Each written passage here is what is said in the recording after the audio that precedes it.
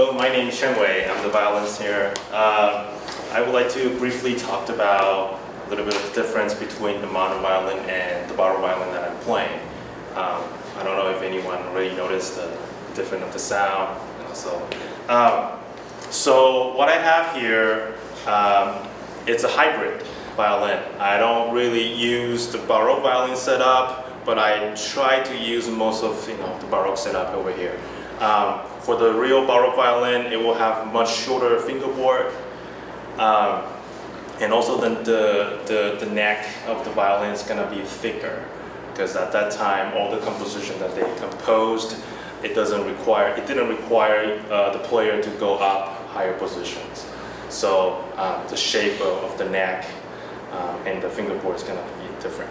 But as my two friends, they also introduced their instruments, why we are playing those early music with these early instruments.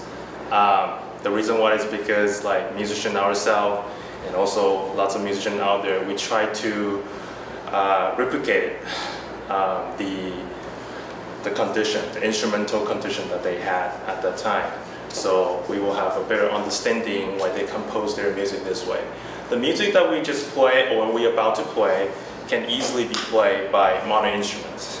But when we play the early instruments, it brings out a very different color, and that just given us a better understanding of why they're doing this. And we wanted to try that authentic instrumental conditions back then.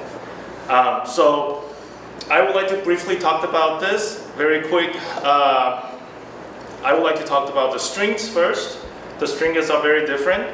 The modern instruments, the modern violins that we are playing, is the strings with the metal outer winding.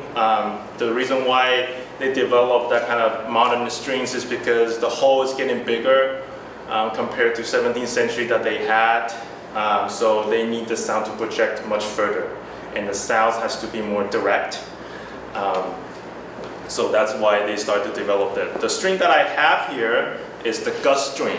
You can see the color of the string is very like spaghetti-like. That's because we don't have the metal out there. And the sound just gives us a much more complex sound in a way, and it's more organic sound. So for this kind of strings, it won't be able to project in the like Carnegie Hall or something. It can only be playing in a smaller venue like this.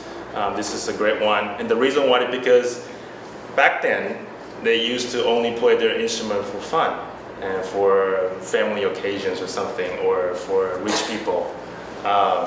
So they don't require to have that kind of sound projections over there. Okay, and as you can see, the strings just takes much longer to settle down.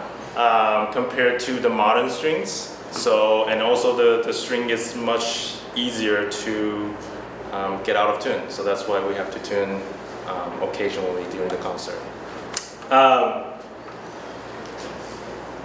The other thing I would like to talk about, oh, by the way, yeah, the strings, the reason why we call gut strings is because it made it with the gut, like real gut.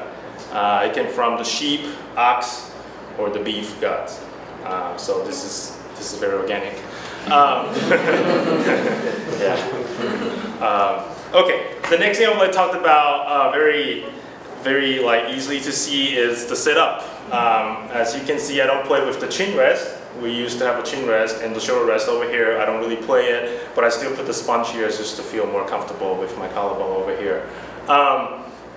The reason why is because they don't used to really play above the shoulder. Sometimes they put an instrument here, they can even play over here. They just have fun and having, I don't know if they're appropriate, but they're drinking. So they're really having fun, so it can be a different sort of like positions that they're playing, so much more freedom. It doesn't need to be only on the shoulder. And also, the music that they're playing, it's only mainly focused on over like in the lower positions. They don't require to have that stability to go up here. Yeah, if that makes sense. The very last thing I would like to talk about is the bow. I don't know if you can see it. The bow has a very interesting shape compared to the modern bow. The bow stick itself is straightforward compared to the modern bow that we have that has a very beautiful concave in the middle, and it's much longer compared to the early bow. The reason why is because, again, the way how they composed, at this 17th century, all the phrasing and notes are much shorter, and then they were looking for more like human speaking sound. So they want the articulations to be short and clear, because we don't really say the one sentence like this and it just gonna keep going up. I'm impressed myself. After this, after 17th century, we go to, they went to 18th, 19th century, the phrasing started to get much longer. And as you can see, the orchestration, the instrument orchestration size is getting much bigger. So there requires the sound to sustain. That's why they developed the bow much longer and has that beautiful concave so they can sustain the sound. Compared to this, the bow hair and the bow stick just has more bouncy feeling over here. So that's why we can play more like articulate. It's much easier to do that compared to the modern bow. Anything else I'm missing? I think that would be all the big stuff that I would like to introduce, and then just to show you the difference between the moderns and early instruments. Thank you.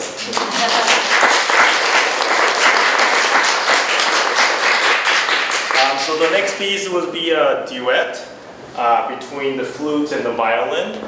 Basically, we're playing canon, so we're playing the same part, but the flute will come in one bar later. So basically, we're chasing each other, but it's really fun. Hopefully, you enjoyed it. Thank you.